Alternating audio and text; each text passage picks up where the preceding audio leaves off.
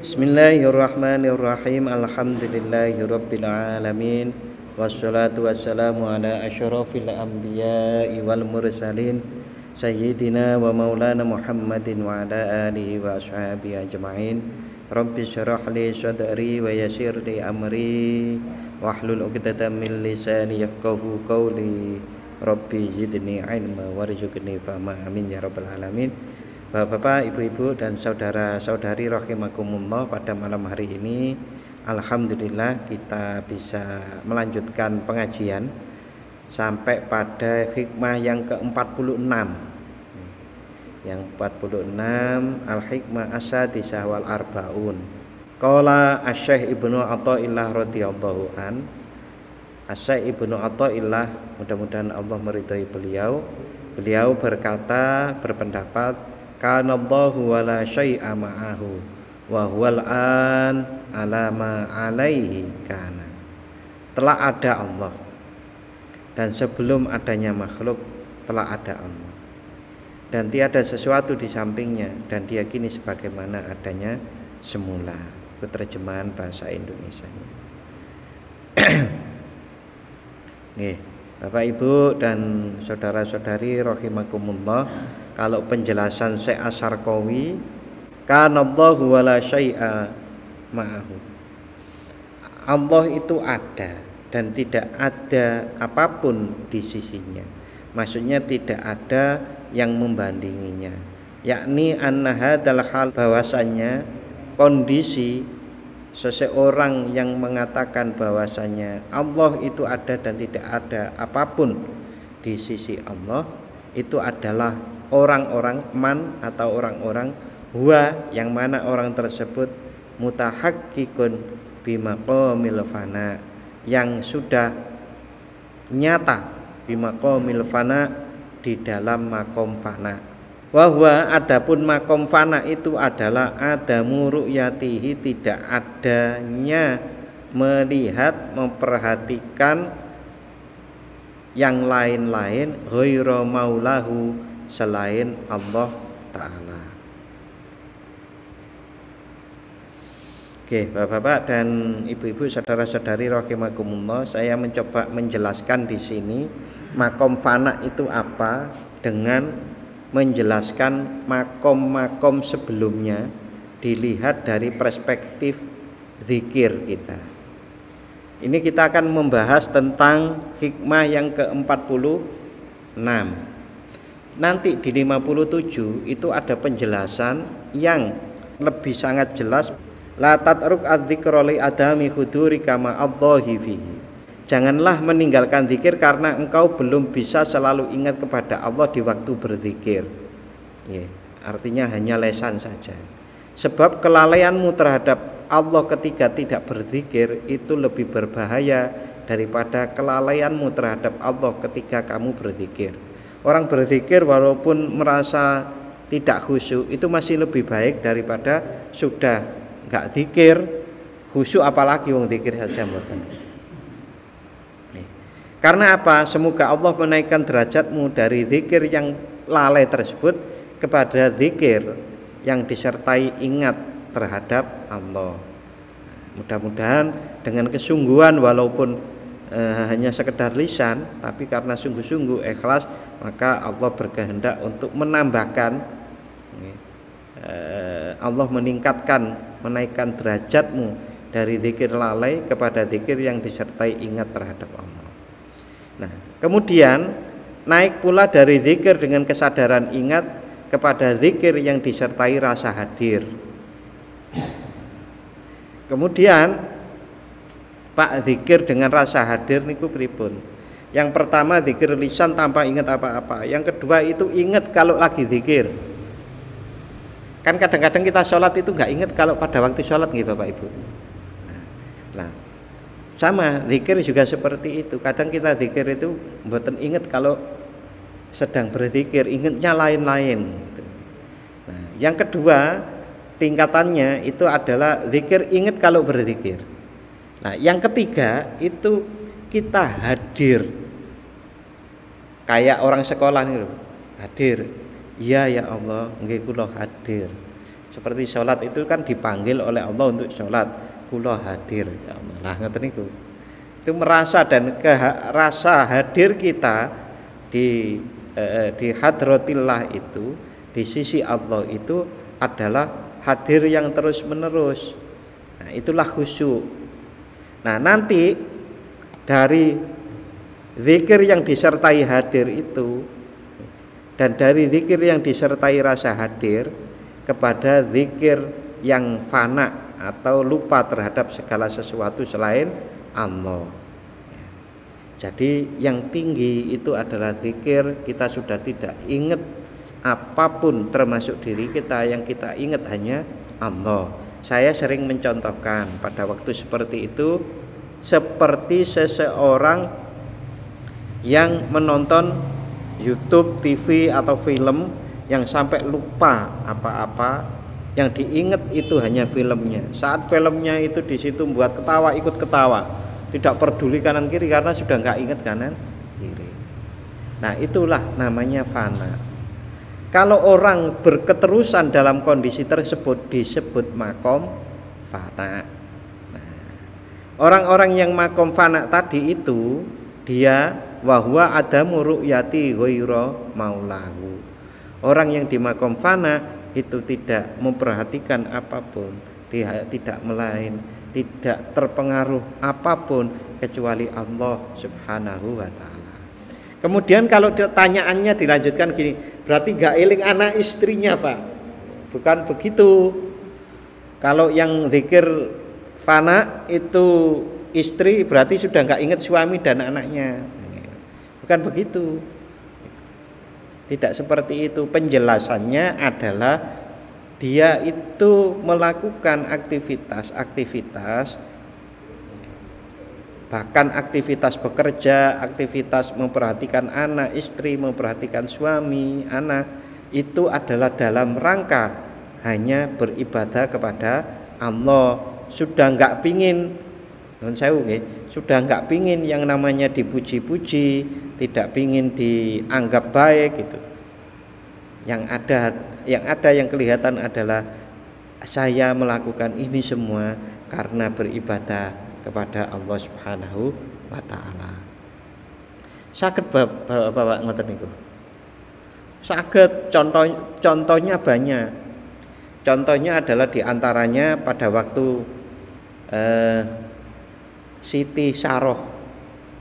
Siti Saroh itu yang punya anak namanya Nabi Ismail. Pada waktu itu mau ditinggal oleh Nabi Ibrahim yang sekarang menjadi Ka'bah itu loh Pak. Yang Nabi Ismail menjejak akhirnya muncul air Zam-Zam. Itu pada waktu mau ditinggal itu kan protes. Nah, masa punya anak kecil mau ditinggal di lembah-lembah yang hanya batu-batuan, nggak ada orang lain. Protes. Kok saya ditinggal di sini? Apa ini perintah Allah? Nabi Ibrahim jawab, iya ini perintah Allah. Apa yang kemudian dikatakan Siti Saroh? Ya kalau ini perintah Allah saya turut. Nanti jenengan jawab, lah niku kan istrinya Nabi. Lagi yang kita contoh kan mereka. Jangan nyontoh istrinya Fir'aun. Istrinya Fir'aun masih bagus nggih. Yang istrinya siapa yang jelek-jelek itu atau suaminya yang jelek-jelek, jangan tiru yang itu. Yang kita tiru yang gitu-gitu. Walaupun mbok menowo kita niru itu nggak bisa 100%. Memang nggak bisa 100% Pak. Mereka niku para nabi dan istrinya para nabi yang baik-baik. Ya paling enggak oleh 70% kan pun saya banget toh. Meniru mereka niku. Nah, itu yang diperhatikan hanya Allah.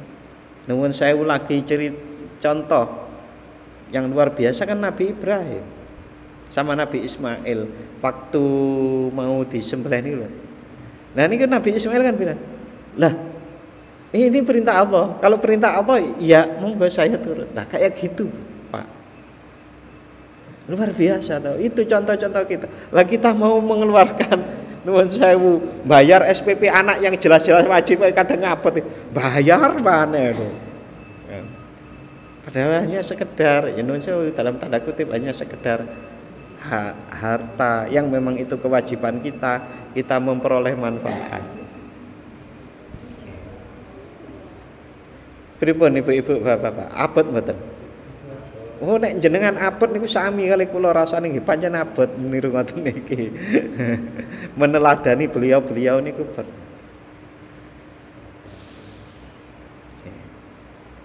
dados bagaimana untuk mencapai ke sana agar kita itu bisa mencapai makom yang kemudian kita berkorban apapun yang pokoknya kalau demi Allah itu saya lakukan. Pokoknya karena Allah itu saya lakukan walaupun berat. Yang pertama saya ulang lagi nggih. Jadi yang pertama niku belajarlah berzikir walaupun hanya sekedar di lisan saja. Yang penting ikhlas sungguh-sungguh. Ikhlas sungguh-sungguh berzikir. Nah, nanti insya Allah yang Allah itu akan menganugerahkan zikir yang ingat kalau zikir. Kalau sesudah itu diteruskan akan kemudian dikaruniai zikir yang hadir. Dan kalau itu diteruskan dengan keikhlasan, insya Allah Allah akan memberi yang zikir fana itu, yang kita akhirnya dikaruniai pengeroso kesadaran melakukan apapun itu lillahi ta'ala. Pak, kalau orang sudah sampai sana kemudian bisa turun lagi mboten? Bisa Bapak Ibu.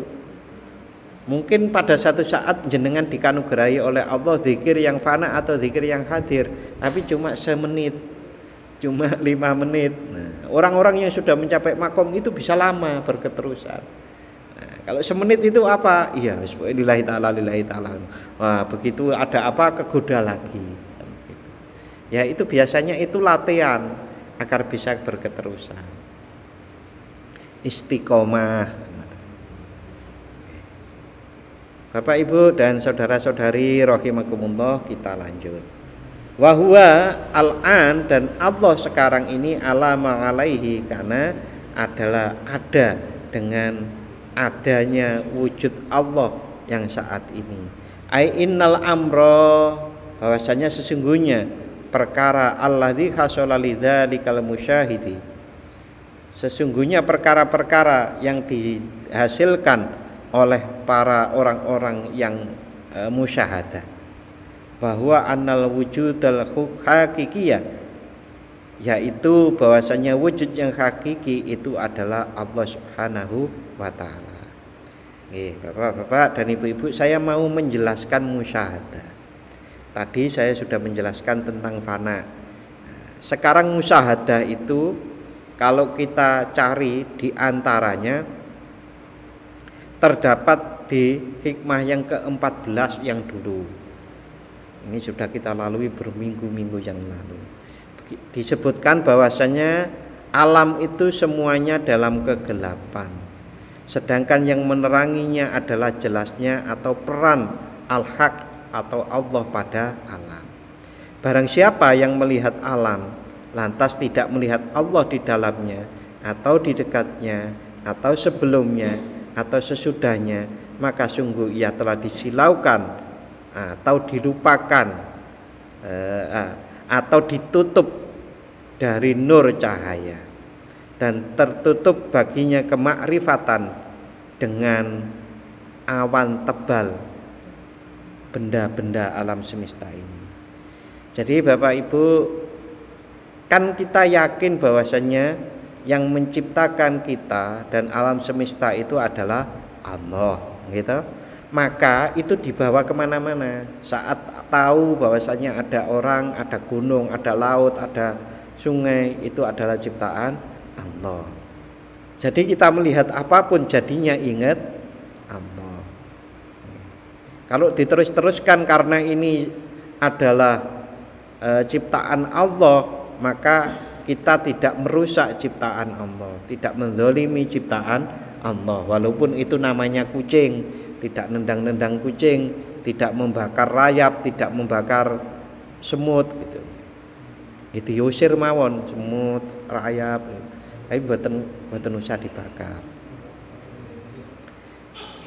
Nah, kemudian cara orang melihat bahwasannya Allah berperan pada semua ini, itu ada 4 bapak-bapak dan ibu-ibu. Yang 4 itu disebut gini,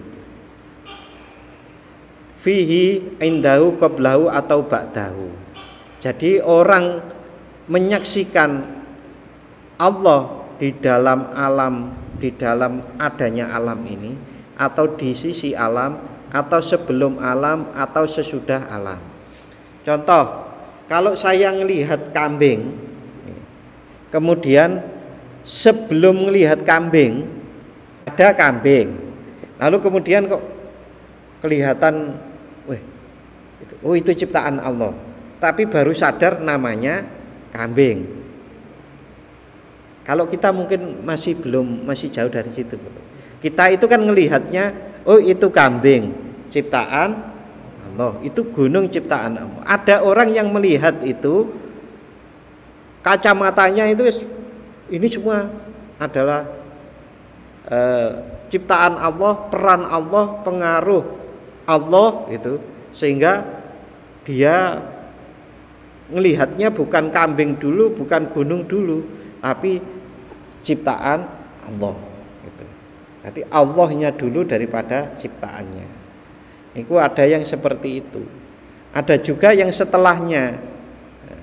Kalau setelahnya itu berarti dia sudah mengamati, ini gunung ini begini baru, iya ya, gunung itu kan ciptaan Allah lah, radi telat lagi gitu.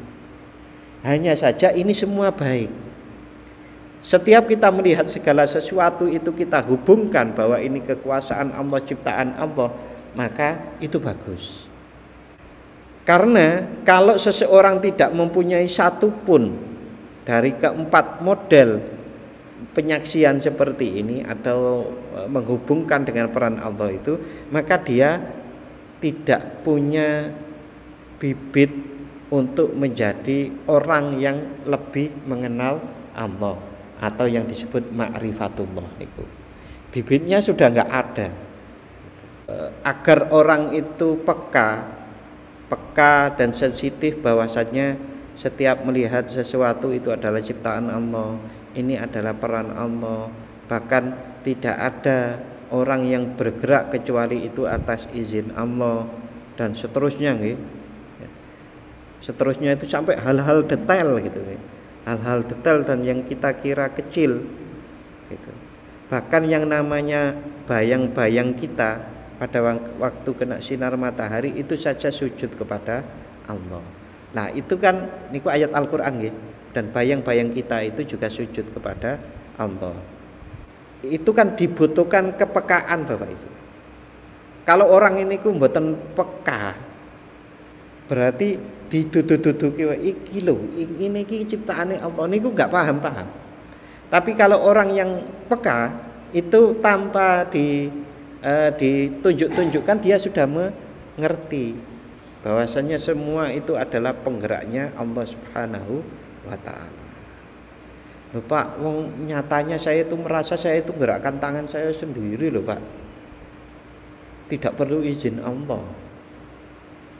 Nah niku jenengan coba lihat, orang yang dikehendaki Allah tidak bisa menggerakkan tangannya, pingin tau maunya gitu. Pingin menggerakkan tangannya, pingin makan sendiri, tapi nggih tetap mboten bisa. Berarti itulah tanda-tanda bahwasanya orang itu perlu izin untuk bisa melakukan segala sesuatu itu. Saya sering mencontohkan bahwasannya doa makan, setelah makan itu adalah sebuah contoh yang sangat jelas sekali. Kalau orang sesudah makan kan dianjurkan, diajarkan oleh Rasulullah untuk berdoa, alhamdulillahilladzi at'amana wa saqona wa ja'alana minal muslimin. Alhamdulillah, segala puji bagimu ya Allah yang telah memberikan saya makan, terus memberi saya minum, dan menjadikan kami muslim gitu. Nah itu tadi loh, makan itu kan kita cari uangnya juga kita sendiri, dapat beli beras sendiri, dibersihkan sendiri, dimasak sendiri, nyuap-nyuapi juga sendiri. Kok alhamdulillah yang beri makan adalah Allah. Bahasanya kan ngoten. Alhamdulillahilladzi at'amana. Segala puji bagi Allah yang telah memberi saya makan.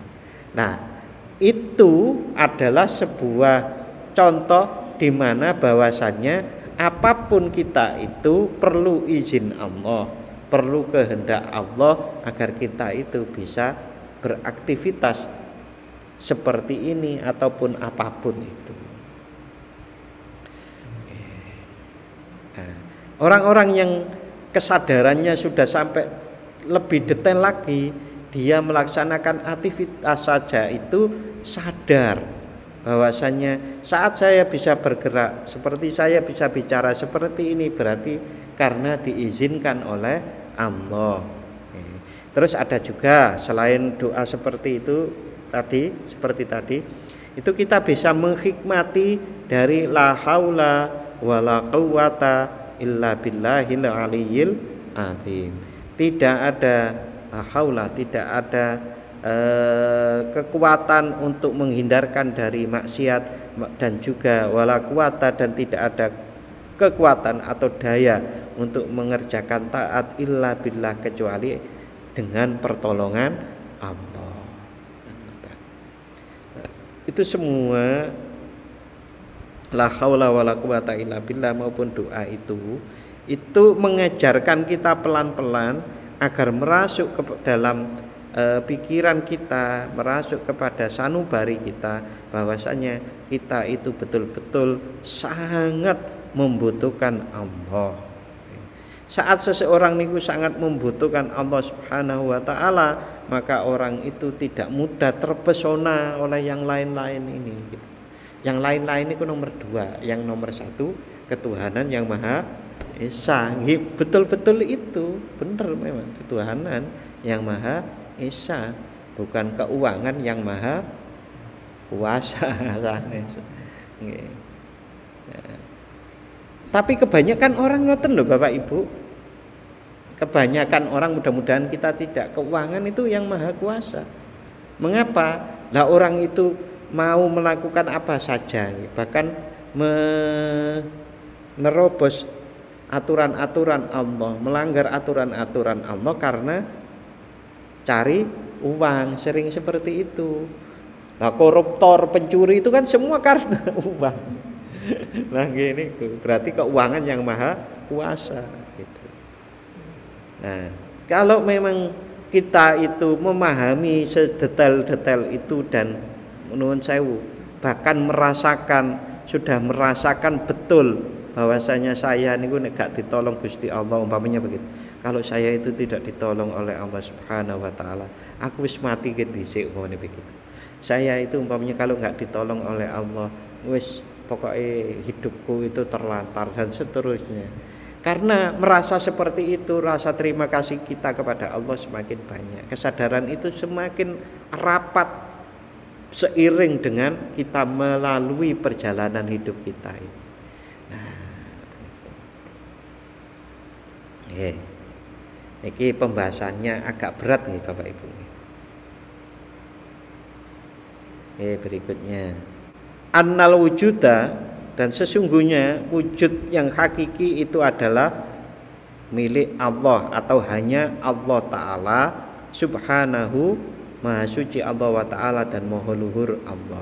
Wa ghairuhu, dan adapun selainnya Allah itu la wujudalahu, tidak ada wujud yang hakiki. Wa ghairuhu, dan sesuatu selain Allah apapun itu la wujudalahu, tidak ada wujudnya yang hakiki. Contoh, kalau ada orang dewasa kemudian punya anaknya masih kecil, belum bisa berdiri, lalu kemudian diberdirikan begini, diangkat gitu. Niku yang berdiri siapa Bapak Ibu? Orang dewasanya. Anaknya adalah diangkat walaupun kelihatan berdiri. Anak itu tetap nggak bisa berdiri kalau tidak ada bantuan orang dewasa itu. Kita itu adalah sejatinya kalau nggak dijadikan, kan kita nggak ada. Nggih. Kita itu loh, kalau nggak diciptakan oleh Allah berarti nggak ada. Berarti yang wujud yang asli itu hanya Allah. Kita diwujudkan atau diadakan atau diciptakan. Bahkan tadi kita sudah membahas gerakan kita saja itu kalau nggak ditolong oleh Allah juga nggak ada. Maka terimalah saat dikatakan di sini bahwa sesungguhnya yang hakiki kita itu tidak ada. Yang hakiki kita itu diadakan. Terima nggih mboten? Wa al-wasfu al-mutahaqqiqu lahu subhanahu. Adapun wujud yang hakiki itu adalah sifat al-mutahaqqiq yang nyata lahu untuk Allah subhanahu fil faqi'i di dalam kenyataannya. Wa adamu idraki dzalik, adapun tidak adanya penemuan atau menemukan hal-hal seperti itu. Aku kok gak duwe rasa seperti itu sama sekali sih. Saya kok tidak punya rasa sih bahwa saya itu diciptakan, saya itu ditolong, itu kok gak ada sih di dalam hati saya gitu. Umpamanya begitu. Kalau nggak ada seperti itu berarti innama huwa liwujudil hijab, karena sesungguhnya dia masih terhijab. Di kita itu kok tidak bisa merasakan seperti itu tadi, yang di bahwa wujud yang hakiki itu Allah, yang menjadikan kita Allah, yang menolong kita Allah, yang menggerakkan kita Allah. Kalau tidak ada izin Allah tidak bisa apa-apa. Kalau tidak bisa menemukan seperti itu di dalam rasa kita, berarti kita masih terhijab. Hijab itu adalah karena sesuatu itu pengaruhnya yang ada di rasa kita itu lebih dominan daripada pengaruh Allah. Yang sekali lagi yang kita rasakan kalau pikiran kita sudah terima karena orang beriman bahwasanya yang dominan yang ada ini adalah semuanya Allah, yang bagi rezeki Allah. Tetapi saat kita itu yakin yang memberi rezeki Allah, Allah melarang mengurangi timbangan, kok masih mengurangi timbangan, berarti memang kita masih menomorsatukan uang itu tadi, atau untuk mencurangi timbangan itu kan karena pingin uang itu lebih dominan kekuatannya daripada Allah. Itu namanya hijab. Faqauluhu, adapun pendapat musannif, pendapat Syekh Ibnu Athaillah di dalam hikmah tadi, yaitu wa huwal an ai inda musyahadati hadas salik, bahwasanya saat ini ai inda musyahadati hadas salik itu adalah saat musyahadanya salik atau orang yang menuju Allah ala hadal wasfi di sifat-sifat fana tadi. Jadi seseorang kalau lagi fana maka apa-apa itu sebelum, ibaratnya begini, sebelumnya sesudahnya di dalamnya itu adalah semuanya milik Allah, peran Allah. Ya kenyataannya semuanya seperti itu. Pak, hal-hal seperti ini kalau ada pertanyaan, Pak, hal-hal seperti ini kalau dalam Al-Quran ada enggak? Kok sampai dijelaskan seperti itu? Wonten Bapak Ibu. Allah niku dawuh bahwasannya diantaranya rahmatku memuat segala sesuatu. Allah itu meliputi segala sesuatu. Para penafsir itu menerjemahkan bahwa Allah, ilmu Allah dan kehendak Allah meliputi segala sesuatu. Yang tadi, yang pertama, rahmatku itu memuat segala sesuatu. niku kalau diibaratkan itu sama, kita itu seperti ikan yang di dalam akuarium. Kalau kita keluar dari akuarium, kalau ikan itu keluar dari akuarium, matilah ikan itu. Kalau kita itu keluar dari rahmat Allah, kita juga mati seperti ikan. Artinya kita itu Bapak Ibu, rahmat Allah, ilmu Allah, kudrah Allah itu mengelilingi kita. Seperti kita itu ikan di dalam air tadi. Jadi sebetulnya seperti itu. Nah, maka disebut Allah itu sangat dekat. Lebih dekat dari urat leher. Mboten napa-napa nek mboten nek angel. Wong pancen angel ngoten. Nggih, secara teori mungkin bisa kita pahami seperti itu. Ai huwa muttasifun, maksudnya bahwasanya Allah disifati dengan wujud ada itu fil waqi di dalam kenyataan. Wa qabla idraki hadzal musyahidi, dan sebelum menemukan musyahadah seperti yang ini tadi, bahwa Allah itu ya adanya seperti itu, lakin adamu idraki dzalika, karena tidak adanya idrak bagi hamba itu belum ada idrak untuk menemukan itu. Innama huwa lil hijab qaim, karena masih ada hijab yang menyertainya, sehingga kalau seseorang masih terhijab tentu tidak bisa memahami hal tersebut. Nggih, Bapak Ibu dan saudara-saudari, kalau disederhanakan apa yang bisa kita lakukan secara teknis, praktis nih. Apa yang kita bisa lakukan secara praktis? Nggih, mulai belajar berzikir yang rutin, yang istiqomah, satu. Yang kedua, itu belajar kalau melihat sesuatu dihubungkan ini adalah ciptaan Allah, ini adalah karena izin Allah, ini adalah karena kekuasaan Allah, ini adalah karena bantuan Allah, pertolongan Allah, dan seterusnya. Nyatanya memang seperti itu.